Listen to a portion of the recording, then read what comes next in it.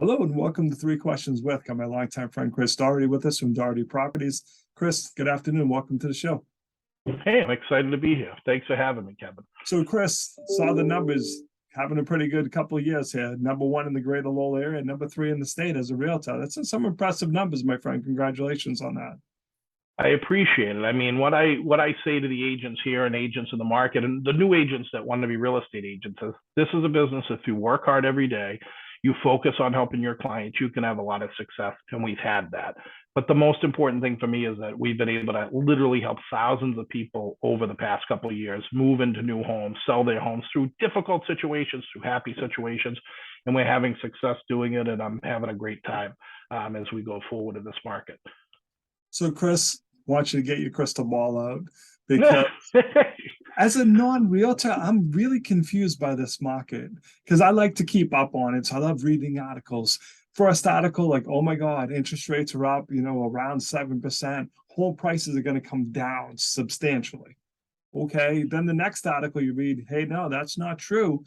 Still limited inventory is going to keep the pressure on prices higher.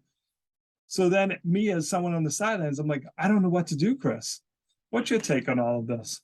It's a good question. I think it's not the easy question because nobody really does know the answer, right? What we know is that prices in every category in our lives is going up. Cars are costing more. You want to buy a new car, go to the dealership, you can't find one, right? They don't have them.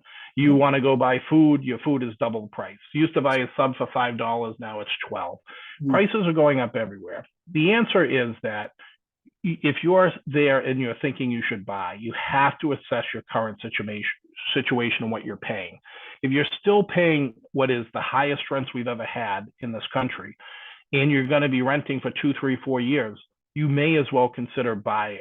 You want to weigh that amount of rent that you're spending versus buying.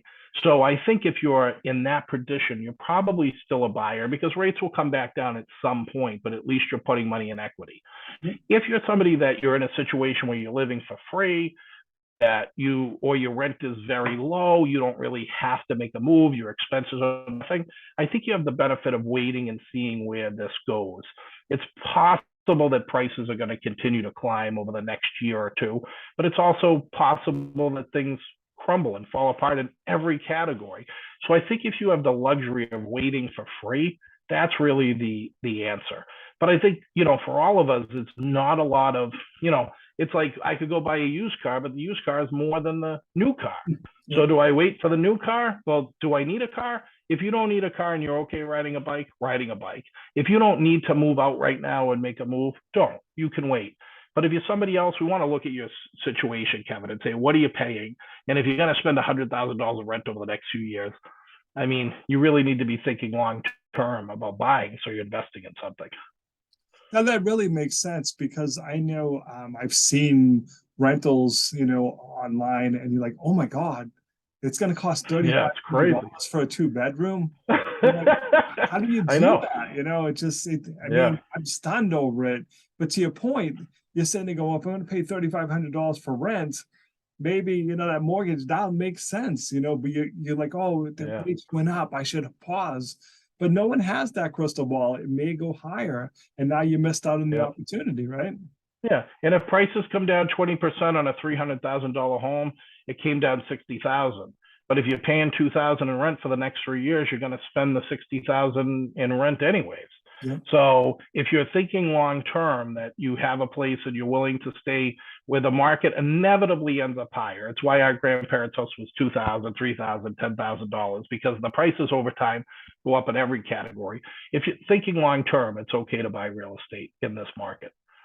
How about if you're a seller, Chris? I know some people considering selling their home, they see those articles that maybe values are going to come down. So that may encourage them, like, Chris, I got to sell it now because I'm afraid in 6 months it's going to be worth, lower price. What are your thoughts on that? I personally went on 3 listing appointments today. And my conversation was, the advice was the same for every person that was a seller. It's that 6 to 9 months ago, we would throw a number out. We'd say, how much do you want to make on the house? And they would tell you, we want to make, maybe the house, the comparables were showing it was worth 500, and they're saying we want 650. And the truth was, in the market that we were in, that pandemic market, you could get away with crazy numbers without really looking at the data and the analysis. If you're a seller now, you have to look at the comparables of what the market sold for, and you can't go back 6 months. You need to go back 30 days. You got to tighten up that time frame because the market's changing. And then the second thing is you need to beat the competition. You have to look at not just the comparables, but who's on the market. And we want to undercut that pricing because we're in a situation where rates are taking some buyers out of the market.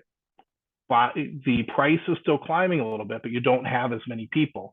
So you're not going to have 30 people bidding you up 50, 100,000. You got to price it right so you get your buyer in there. You're still getting, like, we just got an offer, 5,000 over on one property, 25,000 over on another. We're still getting over list offers, but because we're pricing it more competitively than we were. So price it competitively.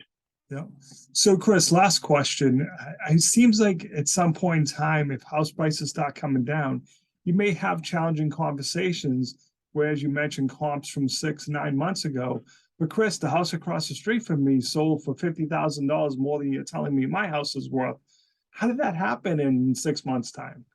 How do you manage expectations, I guess, is the question. You know, the general rule, Kevin, and we haven't seen this play out in the market yet, but the general rule was when interest rates would climb 1%, it was equal to $100,000 in value. So if you think about even 6 or 8 months ago, we were at 3%, we're now at 7%.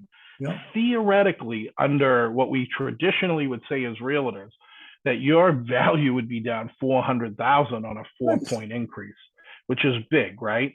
We haven't seen it yet because of the way the speed of the interest rate climbs, just the expense of everything. Usually the rents and the sale prices are inverted. They're not. They're both high. Yeah. So you just have to really educate your clients that, look, interest rates are up. That's knocked out a lot of buyers.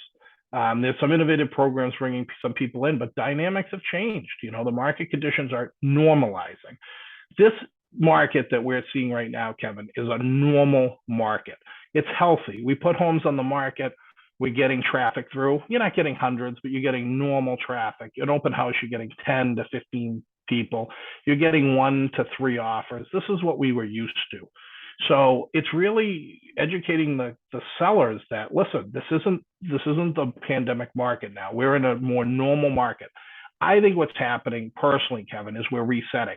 So I think we go back to where we were before the pandemic started with a lot of rattling and shaking.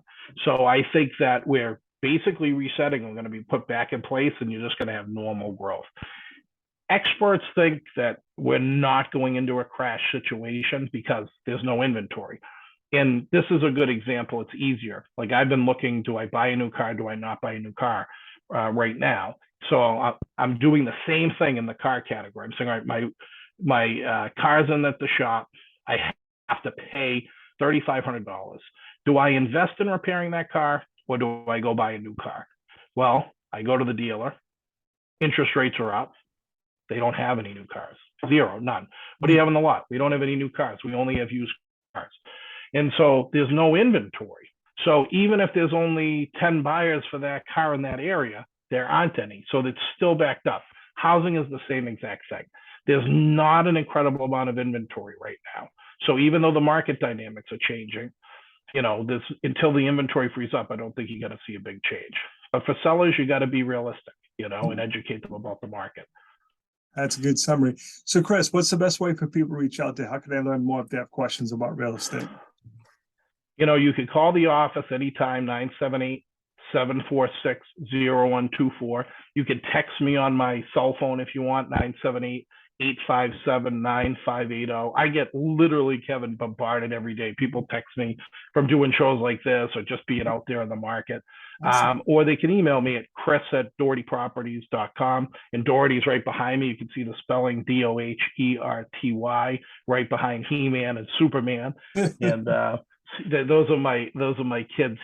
I dressed up Kevin last year as He-Man for Halloween, and so we went to the store and he wanted me to have that. But that's how you can get me. And you can text me any hour of the night. I may not get back to you 2 a.m, but I'm not offended if you reach out. So awesome. Chris, I appreciate you taking a couple minutes to call into the show. And as always, thanks for being my friend. thanks, Kevin. I appreciate it.